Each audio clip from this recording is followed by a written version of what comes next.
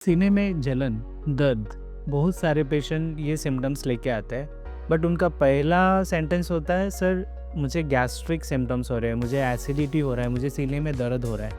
और कई बार ये सिम्पटम्स को वो इग्नोर भी करते हैं। तो हमेशा ये क्वेश्चन रहता है कि ये जो सीने में दर्द है, ये कार्डियक सिम्पटम्स है या गैस्ट्रिक की वजह से हो रहा है। सो आज की वीडियो में हम जानेंगे कि ये दोनों चीज़ कैसे अलग होते हैं।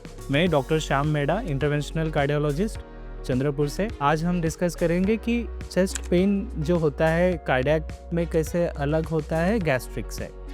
जो गैस्ट्रिक सिम्टम्स होता है, मोस्ट ऑफ द टाइम खाने के बाद बढ़ जाते हैं और इसके साथ में ब्लीचिंग, ब्लोटिंग, गैशेस जैसे सेंसेशन होते हैं।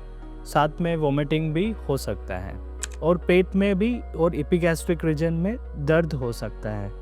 वेरेस जो कार्डियक सिम्टम्स होते हैं, ये पेशेंट को ऐसा जो चेस्ट पेन होता है, इसके साथ में पसीना आ सकता है, उनको घबराहट, बहुत ज़्यादा घबराहट सेंसेशन होता है और साथ में पेशेंट का जो चेस्ट पेन है ये रेडिएट हो सकता है, फैल सकता है, जैसे कि हाथ में जा सकता है, लेफ्ट हैंड में, नेक में जा सकता है या सेंट्रल रेट्रोस्टर्नल बर्निंग जैसे भी प्रेजेंटेशन होता है। बट एक पेन को अगर आप इग्नोर करोगे और दूसरा जो कार्डियक पेन है, ये आपके लिए जानलेवा हो सकता है। इसलिए अगर पेशेंट को रिस्क फैक्टर्स है, जैसे कि पेशेंट को ब्लड प्रेशर है, डायबिटीज़ है, या उन्हें पहले कार्डियक इवेंट हो चुका है, कभी उनको स्टेंट ऑलरेडी डाल चुका है, एंजियोप्लास्टी हो चुका है, या इसके पहले कभी अटैक हो चुका है और उनमें ऐसे सिम्टम्स अगर आते हैं तो ये most of the time cardiac symptoms होते हैं और उन्हें टेस्ट ज़रूर कराना चाहिए। जैसे कुछ बेसिक टेस्ट होते हैं जिससे हम पहचान सकते हैं कि ये हार्ट अटैक तो नहीं, या ये जो सिम्टम्स आ रहे हैं ये कार्डियक तो नहीं, जैसे कि ईसीजी, इकोकार्डियोग्राफी और ब्लड टेस्ट करते हैं जो ट्रोपोनिन का होता है। अगर ट्रोपोनिन बढ़ के आता है और ईसीजी नॉर्मल भी रहता है तो ये माइनर हार्ट अटैक या non ST elevated heart attack हो सकता है।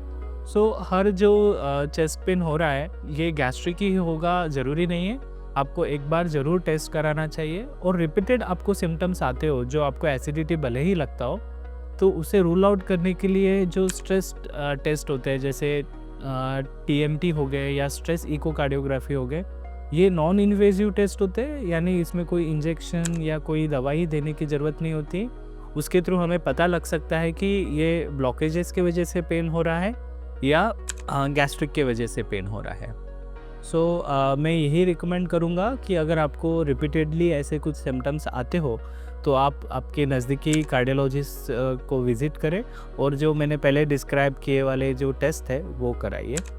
और साथ में अगर आपको ये सिम्टम्स रिपीटेड होते हैं तो आपके लाइफस्टाइल में आपको चेंजेस करने चाहिए ताकि आपके जो गैस्ट्रिक सिम्टम्स हो वो कम हो सके। जैसे कि oily, fatty, spicy food avoid करना चाहिए, जंक फूड अवॉइड करना चाहिए। अगर आपको एडिक्शंस है, स्मोकिंग, टोबैको, ये सारी चीज़ें अवॉइड करना चाहिए। और एक हेल्दी लाइफस्टाइल के लिए एक्सरसाइज, वॉकिंग तो ज़रूर करना चाहिए। तो आशा करता हूँ आपको ये वीडियो पसंद आया हो।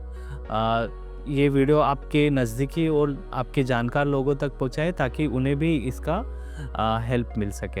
एंड मेरे चैनल को सब्सक्राइब करना ना भूलें। Thank you.